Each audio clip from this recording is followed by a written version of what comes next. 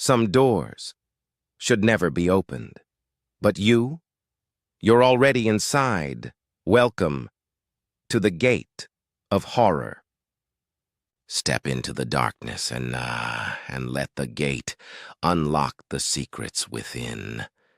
Our story begins now. I never really bought into the whole concept of bad vibes.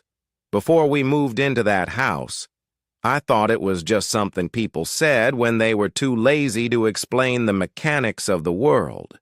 You know, old wood settling as the temperature drops. Water pipes knocking behind the drywall, wind whistling through a loose vent. Physics. That's all I ever thought it was. Now, I don't think that anymore. We closed on the house in late September of 2023. It was in northern Pennsylvania, one of those small blink-and-you-miss-it towns. Maybe 6,000 people. Probably less. It was the kind of place with quiet streets lined with dying maple trees, no traffic lights, and absolutely no crime reports worth mentioning on the evening news. It was the picture-perfect definition of a place where nothing ever happens. My wife, Emily, was 6 months pregnant with our first. We were desperate for space. We wanted a yard for the kid, a safer zip code, and a future that felt calm, predictable. The house had been sitting on the market for 8 months. The price had been slashed 3 times. In this economy, that should have been a red flag the size of a billboard. When we asked the realtor why nobody wanted it, she smiled. It was a tight, practiced smile that didn't reach her eyes. Just market timing, she said. Interest rates, you know? I remember the first time I walked inside. It didn't smell like an old house, no mustiness, no dust. But it didn't smell like fresh paint or cleaning chemicals either. It just didn't smell like the air had been vacuum sealed. That should have been the first thing I noticed. The silence. It wasn't a peaceful silence. It was the kind of heavy silence that feels occupied. Like when you walk into a room and you know someone was just talking, and they stop the second you open the door. During the showing, Emily was in the kitchen, excitedly measuring where the high chair would go. I was standing in the hallway, looking at the staircase, and for a split second, I felt it. It was that primal sensation at the base of your skull, like someone had just stepped back behind a doorway the moment I turned my head. I checked every room immediately. Closets, the master bath, the heavy door to the basement, nothing. I told myself it was nerves, just new house anxiety. We signed the papers 2 weeks later. Moving day was absolute chaos. Boxes everywhere, furniture stacked awkwardly, tools scattered across the floor. By midnight, Emily was wiped out. She went upstairs to crash while I stayed downstairs, wrestling with a crib assembly kit. It was exactly 12:40 a.m. when I heard it. A dull, heavy thud directly above me, coming from the master bedroom. I froze. The screwdriver slipped from my sweaty palm and clattered onto the floor. Emily had been asleep for 2 hours. I waited. Nothing.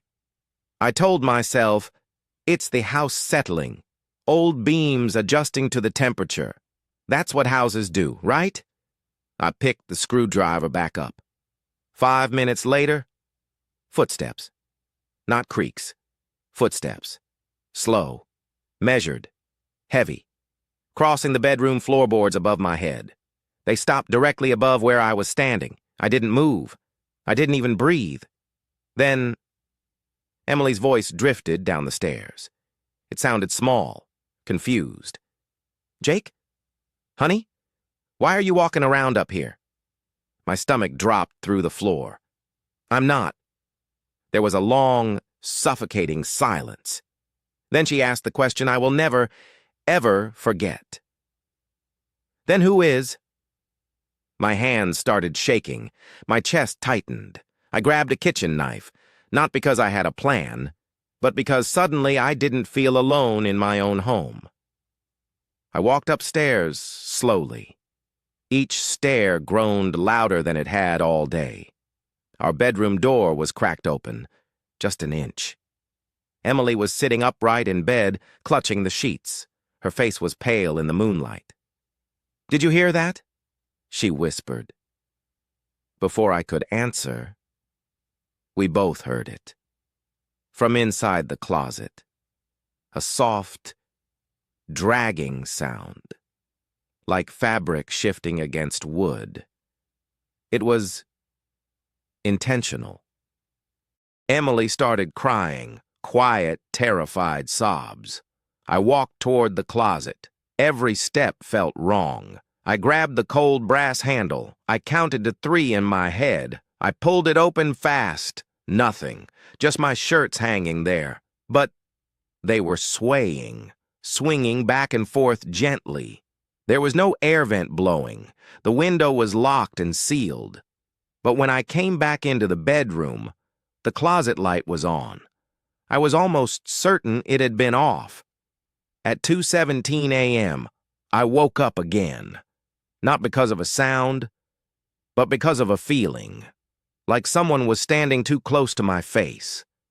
I opened my eyes slowly. The bedroom door was open wider than before. The hallway beyond it was pitch black, and I could swear I saw something shift at the far end of the hall, not running, not hiding, just moving. Slowly. I sat up instantly. It was gone. I stepped into the hallway. The air felt significantly colder, heavy, and that's when I noticed the attic hatch. It wasn't flush with the ceiling anymore. It was slightly tilted, just enough to catch a shadow. We had never opened it, not once. I stood there staring up at that dark square for a long time. And then, very faintly, I heard it. From above the hatch, a subtle shift, like weight, adjusting on a wooden beam. I didn't pull the cord. I was a coward. I went back to bed, and I didn't tell Emily. Small things started after that. A kitchen chair pulled out. A cabinet door left open. The thermostat changed by 2 degrees. Always small, always technically explainable. But they were stacking up.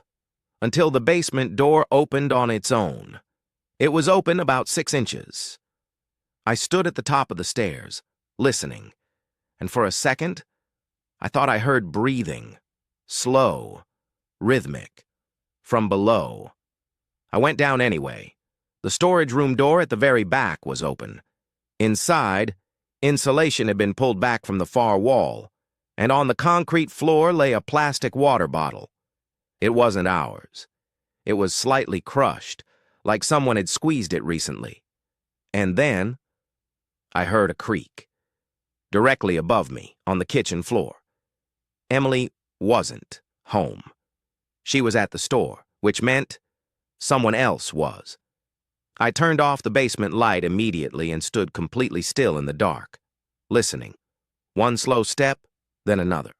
Calm, unhurried, like they belonged there. That was the moment I understood. We hadn't moved into an empty house. We had moved into his house. I heard a cabinet door open, a soft click. Then the refrigerator door peeling open. I heard him, casual, like someone browsing their own kitchen. The footsteps moved toward the basement door. The handle turned slowly. The door creaked open. A slice of yellow light spilled down the stairs. A shadow stretched across the wall beside me. Tall, thin, absolutely still. And then, a voice. "Hello?" He didn't sound angry. He didn't sound confused. He sounded curious, like a neighbor checking to see if I was home. He took one step down, The wood groaned, then another step, closer.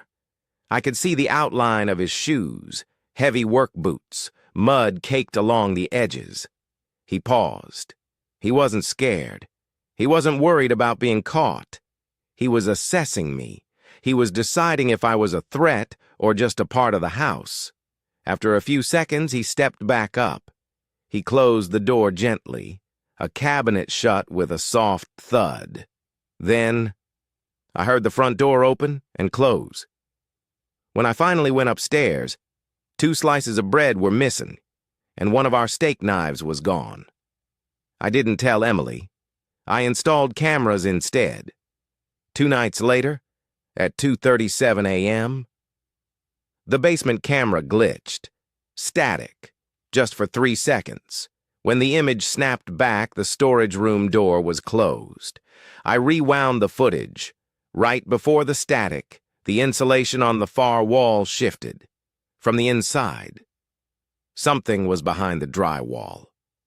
That same night, the nursery monitor activated. The camera feed flickered on. At first, I saw nothing. Then, I saw it. The closet door was open 3 inches, and fingers, long, dirty fingers, were wrapped around the edge. They were just holding the door, watching the empty room. I grabbed the baseball bat. I kicked the nursery door open. Empty. The closet was wide open. Nothing. Then, I heard a whisper, dry and raspy, directly behind my ear. Not yet. I spun around. The hallway was empty, but the attic hatch was open, the cord swaying. I climbed up. The attic smelled like stale sweat, human air. My flashlight swept the beam, and I saw it. A sleeping bag, food wrappers, a radio, and our missing steak knife. Then, Emily screamed. I ran to her. She was hysterical. "He said my name, right above the bed, from the ceiling." Then we both heard it. A slow, heavy, dragging sound. Inside the wall, directly between our bedroom and the nursery, moving, repositioning. He wasn't running away, he was shifting. Like this was routine.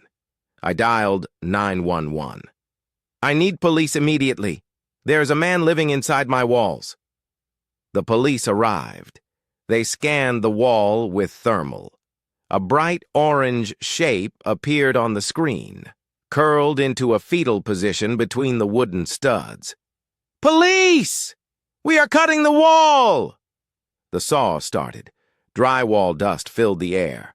When the hole opened, there he was, crouched in an 18-inch space, covered in gray dust.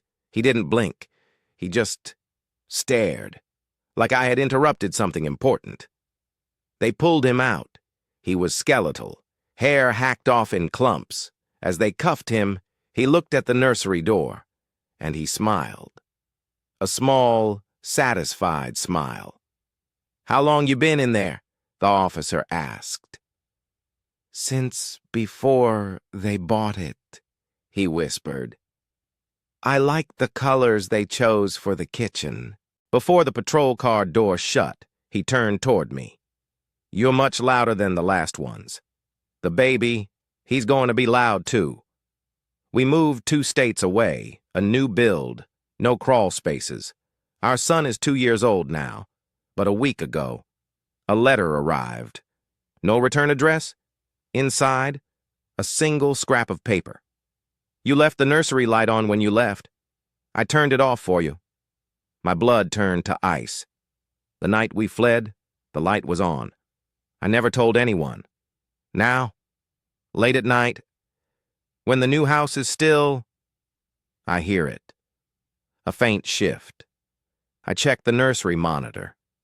My son is sleeping, but the closet door, it's open.